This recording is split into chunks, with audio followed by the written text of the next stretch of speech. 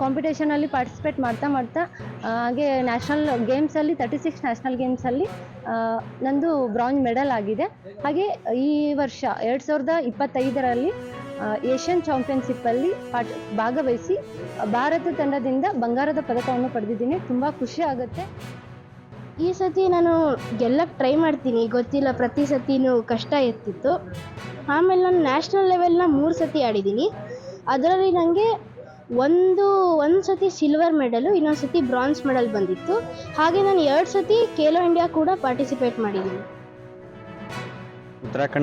ಕಳೆದ ಮಾರ್ಚ್ನಲ್ಲಿ ಉತ್ತರಾಖಂಡಲ್ಲಿ ನಡೆದ 38ನೇ ರಾಷ್ಟ್ರೀಯ ಕ್ರೀಡಾಕೂಟದಲ್ಲಿ ಟ್ರೆಡಿಷನಲ್ ಇವೆಂಟ್ನಲ್ಲಿ ಕಂಚಿನ ಪದಕವನ್ನು ಪಡೆದುಕೊಂಡಿರುವೆ. ಕಳೆದ ಮೇಯಲ್ಲಿ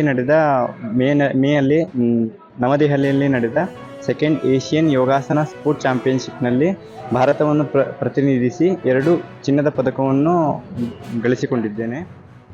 ಟ್ರೆಡಿಷನಲ್ ವಿಭಾಗದಲ್ಲಿ ಯೋಗದಲ್ಲಿ ಕಂಚಿನ ಪದಕವನ್ನು ಗಳಿಸಿದ್ದೇನೆ. ನಂತರದಲ್ಲಿ ಭಾರತ ತಂಡದ ಆಯ್ಕೆ ಪ್ರಕ್ರಿಯೆಯಲ್ಲಿಯೂ ಕೂಡ ಏಷ್ಯನ್ ಚಾಂಪಿಯನ್ಶಿಪ್ ಆಯ್ಕೆ ಪ್ರಕ್ರಿಯೆಯಲ್ಲಿ ಭಾಗವಹಿಸಿದ್ದೇನೆ. ಸುಮಾರು 7-8 ರಾಷ್ಟ್ರೀಯ ಸ್ಪರ್ಧೆಗಳಲ್ಲಿ ಭಾಗವಹಿಸಿದ್ದೇನೆ. SGFI ಯೋಗಾಸನ ಕ್ರೀಡಾಕೂಟಗಳಲ್ಲೂ ಭಾಗವಹಿಸಿದ್ದೇನೆ.